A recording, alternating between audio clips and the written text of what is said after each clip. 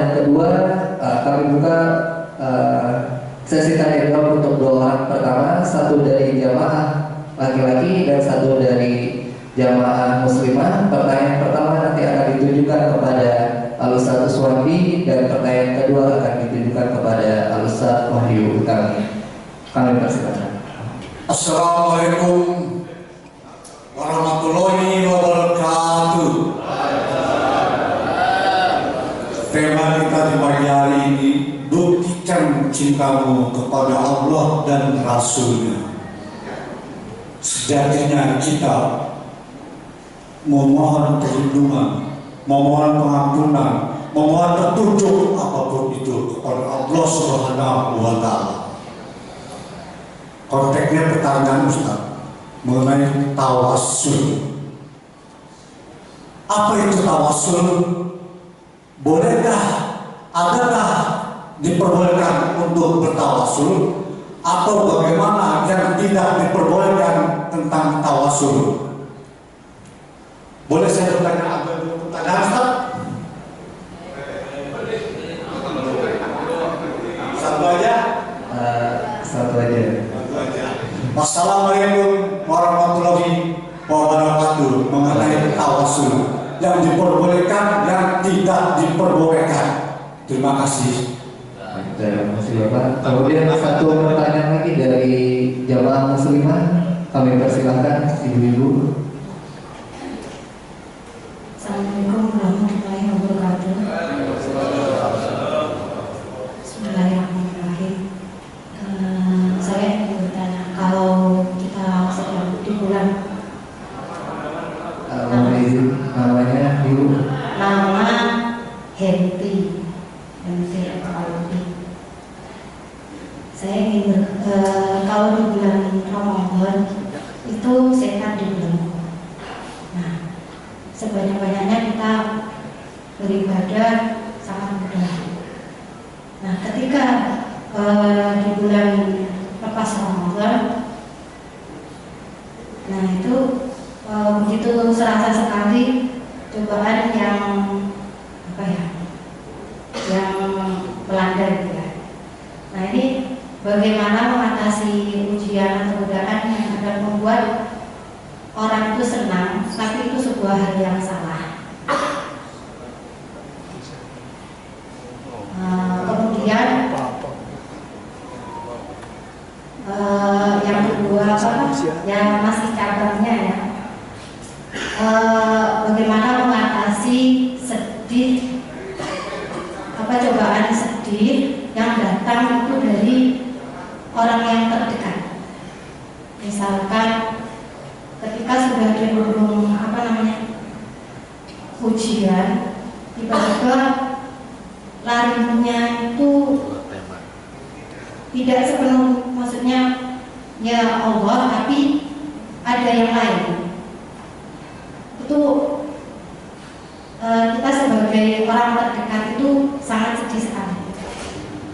Kita mau menasihati, apa daya kita, karena ya kita menasihati saja. Karena mungkin dari segi ekonomi, dari segi apa, mungkin di bawah itulah. Baik, itu saja Ustaz.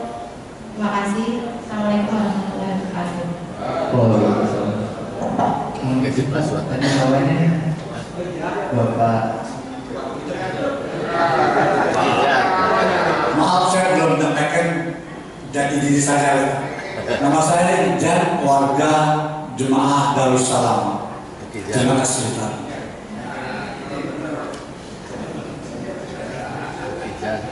Baik, kepada Ustaz Suwandi terlebih dahulu kami persilakan.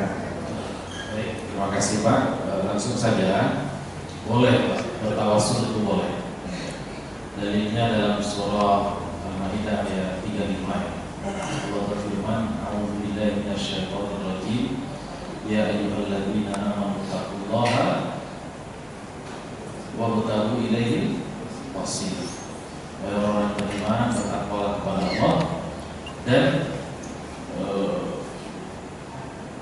carilah jalan untuk takwa kepada Allah Subhanahu wa Ta'ala. Dari ayat ini kita dapat wasilah itu bahasa Al-Qur'annya, dan itu penjelasan tentang tawassul ya. Nah, lalu seperti apa bentuk tawassul yang dibolehkan? Kalau merujuk kepada ayat-ayat Allah ya, semua bentuk ibadah itu adalah tawassul kita untuk mendapatkan ampunan Allah, untuk mendapatkan berkah dari Allah, untuk mendapatkan pertolongan Allah, dan seluruh hal yang kita hajatkan. Saya tadi membacakan ayatnya ya, ya ayyuhan nasu ubudu rabbakumul ladzi khalaqakum wal ladzina min qablikum la'allakum tattaqun. Jadi semua ibadah itu maknanya adalah takwa. Semua ibadah kita itu adalah wasilah untuk kita mendapatkan takwa. Dan siapa yang bertakwa, semua yang dia harapkan di dunia ini pasti Allah penuhkan. Apa dalilnya Pak?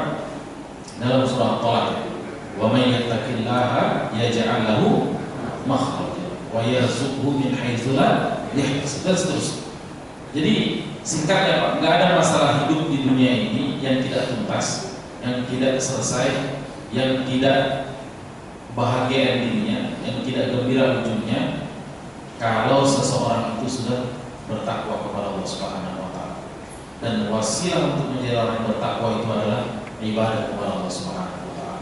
Ibadahnya seperti apa? Yang dibacakan oleh moderator kita tadi, yang mengikuti sunnah dari Rasulullah SAW. Demikian Pak, mudah-mudahan menjawab pertanyaannya. Bismillahirrahmanirrahim. Sebagaimana sebetulnya tadi Ustaz Kuswandi sudah membacakan ayat bahwa wa may yattaqillaha yaj'al lahu makhraja, itu sumber segalanya, bahwa hari ini kita akan mendapati ujian-ujian dalam kehidupan ini, baik itu yang datang di pribadi kita, di diri kita masing-masing, atau dari orang-orang yang ada di sekitar kita, orang-orang yang kita cintai, kita sayangi, akan ada ujian-ujian. Bahkan hidup ini selalu akan ada ujian yang Allah berikan untuk memastikan keimanan kita sesungguhnya, atau untuk memastikan seyakin apa kita dengan Allah. Ketika kita mengatakan la haula wala quwwata illa billah, tidak ada daya, kekuatan, kemampuan apapun di dunia ini kecuali atas izin, kehendak dan kemampuan daripada Allah Subhanahu wa taala. Lalu tadi ketika ditanya bagaimana menyikapi ataupun mengatasi masalah-masalah dengan orang-orang yang kita cintai, orang-orang terdekat kita, maka kembalikanlah bahwa sekali lagi yang mengatur segala sesuatunya di muka ini adalah Allah. Kita tidak bisa membuat orang selalu menyukai kita. Kita tidak bisa membuat orang selalu berbuat baik kepada kita, tapi kita bisa memohon kepada Allah agar hati kita benar-benar berserah sepenuhnya kepada Allah. Adapun kemudian ujian yang dibebankan kepada kita, kita yakini Allah tidak akan melebihi batasan kemampuan yang ada pada diri kita hari ini. Jadi kalau kita kembali ke pembahasan awal tadi mengenai keyakinan terhadap Allah Subhanahu wa taala, bukan sekedar meyakini Allah sebagai Tuhan kita, Allah sebagai sesembahan kita, tapi juga meyakini lebih jauh daripada itu. Allah yang mengatur kehidupan ini, Allah yang mendatangkan ujian itu. Bedanya kita diuji saat diuji oleh Allah dengan ujian di sekolah itu, ternyata kalau di sekolah atau ketika kita di satu kampus misalkan, begini, anak-anak sekolah itu ketika dikasih ujian, maka dia diminta untuk menyelesaikan soal atau ujian itu.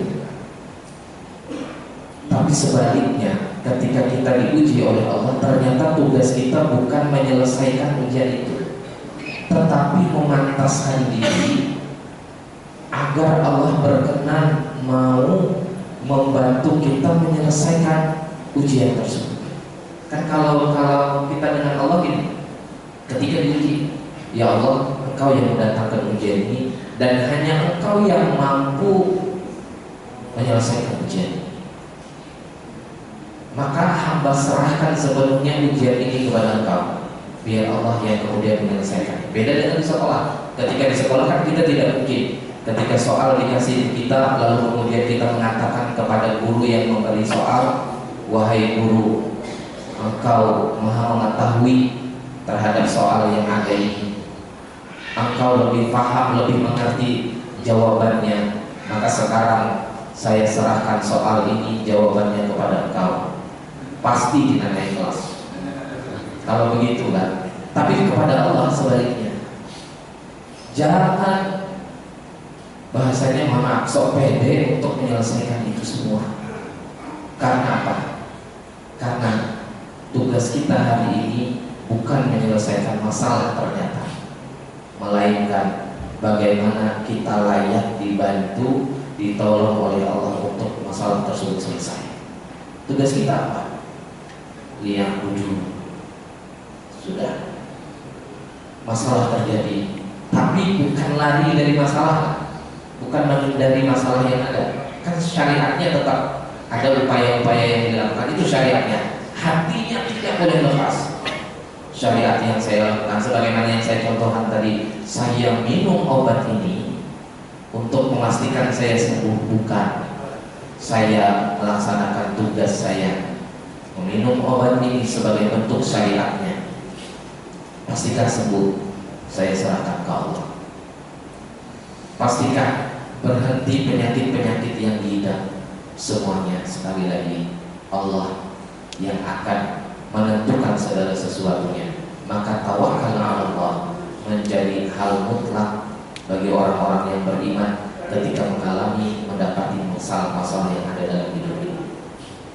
Jadi sekali lagi, ketika kita diuji dengan orang-orang terdekat, orang-orang yang kita sayangi, orang-orang yang kita cintai, bagaimana? Yang paling pertama tadi, layakkan diri kita dulu, Allah akan bantu kita. Dengan cara apa? Wa may yattaqillaha yaj'al lahu makhraja. Dekatkan diri kita kepada Allah, lalu serahkan sepenuhnya kepada Allah. Ya Allah, Engkau yang menciptakan hamba, Engkau yang menjadikan masalah ini ada, dan Engkau pula lah yang mungkin sekali untuk menghilangkan, mengangkat masalah ini. Maka hamba sepenuhnya berserah kepada Engkau. Pertama itu, setelah itu baru dilakukan syariatnya. Mungkin ada pendekatan yang perlu dilakukan, mungkin ada beberapa komunikasi yang harus dibangun. Dan sekali lagi, ketika semuanya terselesaikan, bukan karena bagusnya komunikasi yang kita bangun, bukan karena cakapnya kita melakukan beberapa urusan-urusan itu, tapi sebenarnya karena Allah telah menolong dan membantu kita menyelesaikan semua itu. Maka siapapun hari ini yang memiliki masalah, semoga Allah berkenan membantu kita semua menyelesaikan masalah yang ada. Dan hebatnya ketika Allah menyelesaikan masalah itu, Allah menyelesaikan masalah tanpa masalah. Saya rasa mungkin itu sederhananya, dan seperti mungkin nanti ditambahkan oleh guru-guru kita yang lain. Mudah-mudahan bisa memberikan jawaban atau kemudian sedikit terkait apa yang dikatakan. Demikian. Terima kasih Pak Ustaz, ilmunya sangat bermanfaat dan insya Allah akan memberikan bekal untuk insya Allah untuk kehidupan akhirat nanti. Pertanyaannya, kita mengetahui bahwa ada hadis Nabi mengatakan makin dekatnya hari kiamat itu makin sulit untuk makin sulit kita mendapatkan, atau makin sedikit orang yang istiqomah dalam melaksanakan sunnah Nabi, sehingga dikatakan siapa yang istiqomah melaksanakan sunnah Nabi itu akan mendapatkan pahala yang setara dengan 50 sahabat yang menjalankan atau melaksanakan sunnah yang sama. Selain itu, kita disampaikan tadi Ustaz bahwa masuk surga itu sangat mudah. Cukup ikut sunnah Nabi, Quran dan sunnah Nabi cukup. Tapi kita juga mengetahui siapa yang membenci sunnahku, meskipun mungkin satu ya, ini mau baca saja itu. Siapa yang membenci sunnahku, maka dia bukan dari golonganku. Nah, pertanyaannya bagaimana menggabungkan ini, bahwa makin dekat hari kiamat makin sulit kita seseorang, atau mudah-mudahan kita semua ini yang ada termasuk orang-orang yang istiqomah dengan sunnah sampai kita diwafatkan oleh Allah. Tapi bagaimana menyikapi dua hadis ini atau dua keadaan ini? Terima kasih. Assalamualaikum warahmatullahi wabarakatuh. Mohon izin Pak, namanya Zainuddin. Bismillah. Cara cepat mengenal Allah. Ibu percaya nggak di dunia di alam ini ada jin, Bu? Ibu pernah ya? Ibu percaya nggak jin itu ada? Nah, ibu percaya nggak jin itu ada? Percaya, Pak. Percaya. Coba ibu lihat surat Al-Jin. Surat apa? Al-Jin. A'udzu billahi bismillahirrahmanirrahim. Qul uhiya ilayya annahu istama'a nafarun minal jinni faqalu inna sami'na qur'anan ajaba yahdi ila rusydi fa'amanna bihi walan nusyrika birabbina ahada. Ibu masih pegang ini? Masih, Pak. Coba terjemahan dua ayat pertama surat Al-Jin. Katakanlah Muhammad, diwahyukan kepadaku bahwa sekumpulan jin telah mendengarkan bacaan, lalu mereka berkata, kami telah mendengarkan bacaan yang menakjubkan Al-Quran, yang memberi petunjuk kepada jalan yang benar, lalu kami beriman kepadanya, dan kami sekali-kali tidak akan mempersekutukan sesuatu pun dengan Tuhan kami. Berarti jinnya beriman gak, Bu? Beriman kepada Allah. Beriman. Dia beriman karena apa? Apa sebab dia jadi beriman? Apa sebab dia percaya sama Allah? Dengerin atau baca? Dengarkan. Jadi dia dengerin Nabi ngaji, ada ayat yang dibaca, kemudian dia dengar. Nah, gara-gara habis dengar, dia langsung bilang apa? Aku, apa kata jin? Mendengarkan bacaan yang menakjubkan. Itu satu.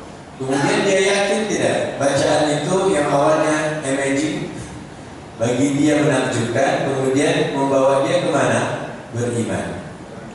Kemudian dia bilang apa lagi? Karena dia sudah percaya, beriman pada Allah, dia bilang, kami tidak akan menyekutukan Allah. Jin dibanding manusia lebih keren siapa harusnya, Bu? Kelihatannya jin, Pak. Hah? Maksudnya kerennya manusia, tapi dia lebih ini kepada Allah, langsung percaya. Berarti kalau jin aja dengerin Quran bisa langsung begitu, harusnya manusia lebih hebat lagi. Bapak-bapak sepakat nggak? Oke, kalau kita tanya begini, Bapak percaya nggak sama yang jin omongin barusan? Percaya nggak barusan sama yang diomongin sama jin? Berarti Bapak-bapak percaya jin atau percaya Allah? Hah? Bapak, assalamualaikum. Percaya jin barusan? Musyrik aja loh. Gimana nih? Percaya jin barusan ngomong kami beriman, percaya nggak? Berarti Bapak percaya jin atau percaya sama Allahnya? Hah? Jadi bingung. Ini gara-gara puasa namanya. Baik, cara cepat ibu mengenal Allah adalah sebenarnya lewat kalamullah. Ya, lewat kalamullah, lewat Al-Quran. Itu cara paling cepat. Buktinya Umar bin Khattab kafir, Bu, itu langsung masuk Islam tuh. Dengerin Quran. Tapi bagaimana merespon Qurannya, itu yang penting. Ada orang yang tadi saya sudah sebutkan, ya. Dia ketika disebut nama Allah aja nyombong. Kalau jin kan nggak nyombong, dia mau apa? Inna sami'na Qur'anan ajaba. Kami mendengarkan ada perkataan yang sungguh sangat menakjubkan. Berarti kalau sudah mendengarkan kemudian takjub, kalau dilanjutin lagi itu beriman tuh. Ya, tapi kalau dia dari awal udah sombong, nggak mau nerima, itu lama betul. Biar kayak kita begini, percaya sama Allah, tapi kayaknya belum kenal sama Allah sekarang. Ya, bahkan kita pengen masuk surga, tapi belum kenal sama surganya seperti apa. Makanya yuk, mumpung masih Ramadan, pintu surga lagi dibuka, pintu neraka nggak usah dibuka. Ya, nggak usah dibuka pintu nerakanya, lagi ditutup. Dan jin sedang dibelenggu, syaitan dibelenggu, master-masternya jin lagi diikat. Yuk, kenalilah Allah lewat kalamnya, itu paling cepat. Ya, lewat apa? Kalamnya. Kalau kita mau mencari tahu tentang Allah lewat makhluknya, Allah sebutkan banyak hal dalam Al-Qur'an. Contohnya aja lihat bayang-bayang. Ya, bapak-bapak waktu kecil, waktu kita menggambar sawah, ada apa lagi? Ada matahari, ada apa lagi? Ada gunung, ada apa lagi? Sungai. Itu kan rata-rata dari cucu sebelum cucu sampai kita dulu semuanya sama. Kalau disuruh menggambar gunung, matahari, sawah, rumah, pohon kelapa. Di atasnya ada burung. Cuma ada yang ketinggalan satu, apa? Bukan, bayang-bayang. Lihat ada matahari, ada gunung, bayang-bayang nggak ada. Pohonnya nggak ada bayangnya, gunungnya nggak ada bayangnya, apalagi rumahnya nggak ada bayangnya. Makanya Allah sebutin di surat Al-Furqan, Allah bilang, coba kalian perhatikan bayang-bayang kalian dari mana saja. Itu sesuatu yang mungkin sepele, tapi yang bisa menciptakan bayang-bayang hanya Allah. Kenapa? Karena ada matahari. Makanya hampir semua kelewatan urusan bayang-bayang kalau dalam lukisan di masa kecilnya. Ya. Maka itu pun sebenarnya bisa lewat tafakkur, lewat tadabbur. Maka cara paling cepat kita kasih satu jawaban saja karena waktunya terbatas. Caranya dengan apa Bu? Mendengarkan Al-Quran. Tapi hatinya harus disiapin. Apalagi ibu bisa tadabbur, kan lebih keren lagi. Jin aja dengerin Quran langsung dapat yang tadi, apalagi kita manusia. Makanya harusnya kita lebih hebat dari jin. Jin itu nggak ada sejarahnya baca Quran. Benar ya? Di Quran itu jin hanya dengerin doa udah bisa kayak tadi. Apalagi kalau baca Quran. Tapi yang baca Quran kita manusia. Harusnya lebih hebat lagi, lebih kenal siapa Allah Subhanahu wa Ta'ala. Oke Bu, insya Allah mau mengenal Allah lebih cepat. Sering-sering ngapain? Sering-sering apa Bu? Baca Al-Quran. Baca doang, dengerin dulu. Jangan baca langsung, dengerin dulu. Tapi dengan hati yang siap. Ya, kalau nggak siap, khawatirnya nanti pas ada yang baca malah ngantuk. Ya, benar ya bapak-bapak. Cara mengantar tidur paling cepat apa kalau ditanya? Baca Quran. Itu cara cepat paling untuk ngantuk. Asal buka Quran. Makanya dengerin ya. Wallahu a'lam. Bismillahirrahmanirrahim. Sekalian kita hanya ingin mengingatkan sebuah hadis saja. Nabi kita pernah menyampaikan pada al-Islamu qariban wa salamu qariban kama bada fatuba lil qurba. Nabi katakan Islam itu dulu waktu datang dan keadaan asing. Padahal yang Nabi bawa itu adalah murni ajarannya Nabi Ibrahim. Orang Quraisy juga punya keyakinan sedang menghidupkan ajaran Nabi Ibrahim. Yang perlu kita kembali ingatkan bahwa sekalian akan ada suatu saat nisbatnya sama, Nabi yang sama. Kalau itu Nabi Ibrahim. Sekarang kita Nabi Muhammad. Orang Quraisy ketika dia melaksanakan agama Nabi Ibrahim itu tidak perlu dengan bid'ah, penuh dengan syirik, penuh dengan penyimpangan-penyimpangan. Sehingga ketika Nabi menyampaikan ajaran asli Nabi Ibrahim, mereka sangat nampak asing, sehingga mereka melakukan pemusuhan yang sangat keras. Islam di dakwah Nabi pertama asing, kemudian mulai berkembang sampai Masya Allah Persia ditaklukkan, Romawi ditaklukkan, sampai menyebar kemana-mana sehingga meluas, sehingga Islam sangat umum banget. Tapi kata Nabi akan kembali lagi satu saat wasaudu ghaliban kama bada, akan kembali asing sebagaimana awal ini Islam asing. Bahkan demikian ulama kita, asingnya Islam, ghurbatul Islam ini bainal muslimin, di antara atau di tengah-tengah kaum muslimin. Artinya Islam asing di tengah-tengah kaum muslimin sendiri. Sekalian di zaman umat Islam tidak dekat dengan agama, tidak baca Quran, tidak tadabbur, tidak belajar agama, belajarnya setahun 2 kali atau khutbah Jumat sambil ngantuk, sambil tidur, sehingga tidak pernah juga dengan nasihat yang bagus, yang baik. Ketika ada orang ingin melaksanakan agama dengan yang baik, maka rata-rata aneh melihat orang yang mereka berpenampilan melaksanakan agama. Ini ketika berbagai macam penyimpangan sangat ini meluas. Maka kata Nabi, zaman seperti itu, al-mutamassik bisunnah, kata Nabi, orang mereka betul berpegang sunnah, kalau qabid al-jannah, kayak sedang memegang bara api. Artinya panas, butuh kesabaran tinggi, butuh ketangguhan. Tetapi kata Nabi, fatuba lil qurba, berbahagialah orang-orang yang asing. Aslinya dengan punten bukan sekedar aneh dan nganyani, tapi alladzina yuslihuna mafsadan nas. Orang ini asing karena dia memperbaiki apa yang dirusak manusia. Manusia merusak akidah, manusia merusak ibadah, manusia merusak akhlak. Lalu dia ingin tampil yang baik sebagai ajaran agama, maka atau dia memperbaiki, maka dia pun kemudian nampak aneh dan asing di tengah-tengah kaumnya. Terus kalian, firman ini Nabi katakan sampaikan akan ada zaman yang seperti itu. Tapi yang jelas sekalian, di setiap zaman itu secara umum kalau Allah katakan wa qalilun min ibadiyas syakur, sangat sedikit banget hamba yang bersyukur. Artinya orang baik betul, yang betul-betul baik berpegang teguh dengan agama itu memang sedikit. Kita ajak umat Islam sekarang di Banten, hari ini manusia berapa miliar Pak? Kira-kira 8 miliar. Umat Islam berapa? Sekitar 1,9 miliar. Itu tetap dalam keadaan sedikit. 1,sekian miliar kaum muslimin itu yang betul-betul perhatian agama itu sangat sedikit banget.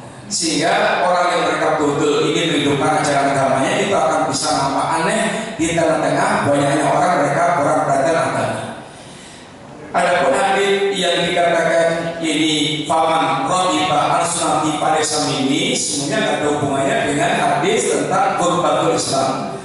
Sifat umum orang yang mereka benci dengan sunnah Nabi. Sunnah Nabi itu yang ngapunten bukan hanya comblang dan jenggot, tapi sunnah Nabi itu akidah ya sunnah Nabi, ibadah sunnah Nabi, akhlak sunnah Nabi.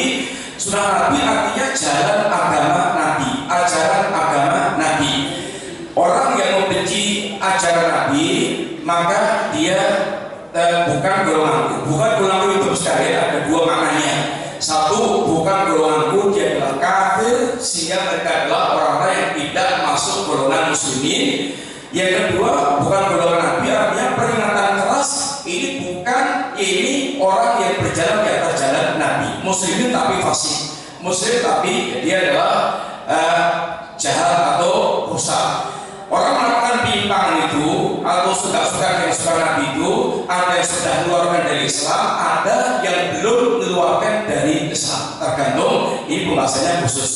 Sekalian itu mungkin sikap yang bisa kita sampaikan berkaitan dengan ini semakin akhir zaman kita akan mendapatkan keterasingan ini seseorang yang beragama dengan bagus. Dan bagaimana orang 100 orang yang mereka itu dianggap membenci sunnah Rasulullah SAW. Mungkin itu dulu yang kita sampaikan. Insyaallah mungkin kalau sudah lagi bisa diperjelas lagi. Matur nuwun. Baik, kita lanjutkan ke sesi selanjutnya yaitu sesi kuis. Alhamdulillah yang masih tersisa 6. Insyaallah nanti kami mohon izin Ustaz untuk Ustaz Uswati 1 pertanyaan, Ustaz Wahyu Utami 1 pertanyaan, Ustaz Ahmad Isrobo dan Ustaz Vivi 2 pertanyaan. Yang pertama untuk Ustaz Uswati, izin memberikan pertanyaan kepada jamaah laki-laki sebelah kiri, dipersilakan. Surah apa yang diturunkan pertama kali oleh Allah kepada Rasulullah SAW? Oh, oke. Oh, begini dong. Oh, Ustaz Syahir. Ya. Surah Al-Alaq. Mungkin saya maju ke depan.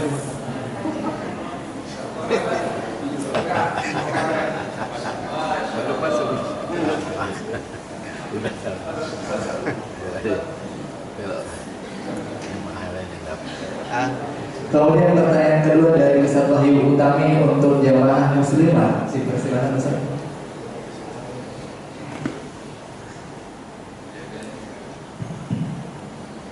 Baik, tadi kita membahas mengenai syahadatain atau 2 kalimat syahadat yang kalau kemudian kita bagi ada 2, berarti 2 syahadat.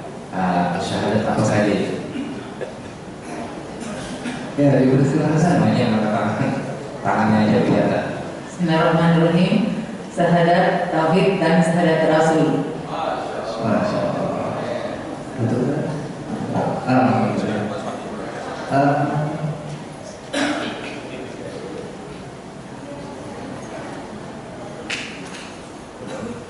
Baik, kemudian kami persilakan kepada Ustaz Ahmad Isrofil memberikan 2 pertanyaan, 1 kepada jamaah muslim dan 1 kepada jamaah muslimah. Ustaz, dipersilakan. Tadi sudah dibacakan oleh MC tanggal berapa Ustaz lahir? Pertanyaan pertama. Pertanyaan kedua, kalau mengikuti Allah, mengikuti Rasulullah, Allah pasti cinta. Kalau mengikuti Rasulullah, Allah ampunkan dosa. Ada di surat apa dan ayat berapa? Di belakang ada, ini yang mana dulu nih?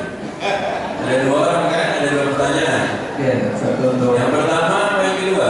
Yang kedua. Yang kedua, Bapak yang pertama. Saya yang kedua. Bapak mau jawab yang pertama atau jawab pertanyaan Saya yang kedua? kedua. Oke, Ibu mau jawab yang pertama. Saya yang kedua. Oke, pertanyaan yang pertama atau yang kedua mau Bapak jawab? Bapak mau jawab pertanyaan yang pertama atau yang kedua? Oh, Masya Allah, betul ini 10 orang. Berarti ini betul Bapak ya, Masya Allah ya. Tahun berapa Pak? 85. Dan Siapa namanya? Masya Allah, dicatat semua. Tanggal lahir. Luar biasa. Ibu-ibu. oh, belum dijawab guys. Belum jawab Ibu. Jadi Saya Pak, surat Al-Imran ayat 31. Masya Allah, kurang Ibu. Al-Imran. Kurang Al-Imran naik. Terima kasih.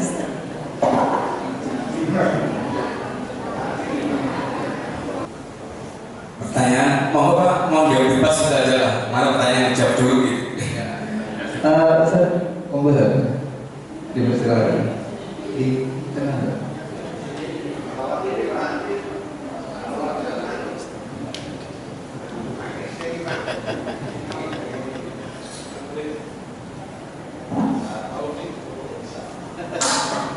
Cek. Halawatul iman, manisnya iman. Nggih, sahih.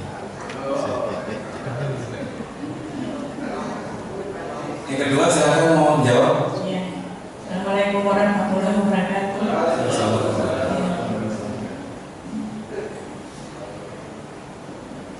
Bahwa itu iman adalah manusia. Mudah dijawab itu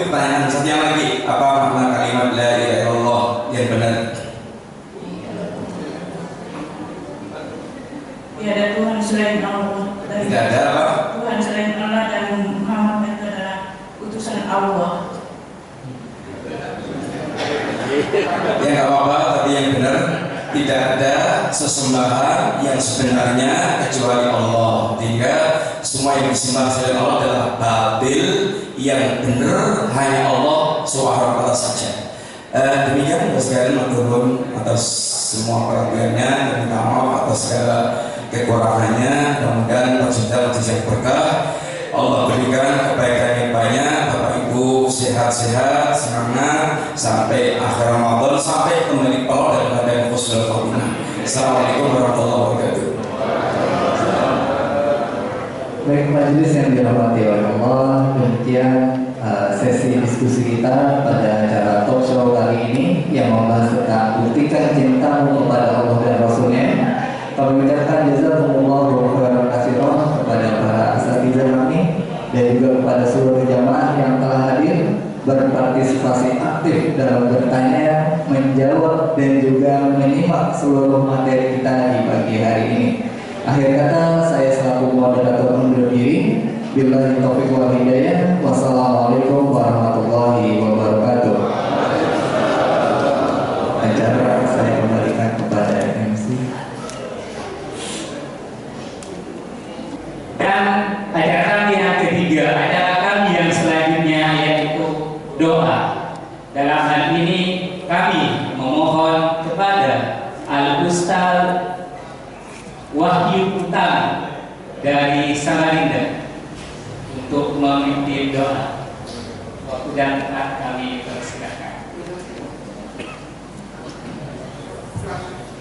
Baik, bismillahirrahmanirrahim. Mari Bapak Ibu kita akhiri kegiatan pada pagi hari ini menjelang siang. Mudah-mudahan Allah ridha terhadap apa yang kita jalani pada pagi hari ini, dan mudah-mudahan benar-benar mengangkat keimanan kita kepada Allah Subhanahu wa Ta'ala. Dari mencintai Allah dan Rasulullah Sallallahu Alaihi Wasallam.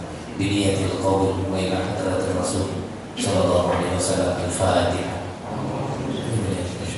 Amin amin ya rabbal alamin. Bismillahirrahmanirrahim. Alhamdulillahi rabbil alamin. Wassalatu wassalamu ala asyrafil anbiya'i wal mursalin sayyidina wa maulana Muhammadin wa ala alihi wa ashabihi ajma'in. Allahumma lakal hamdu syukra wa lakal hamdu fadla wa anta rabbuna haqqan wa nahnu 'abduka iqam wa anta lam tazal bidzalika ahla. Allahumma ya muyassira kulli 'asir wa ya jabira kulli kasir wa ya mughniya kulli faqir wa ya sahiba kulli farij wa ya muqawwiya kulli dha'if wa ya mu'mina kulli makhif. Yassir 'alaina kullal 'asir fataysirul 'asir 'alaika yasir.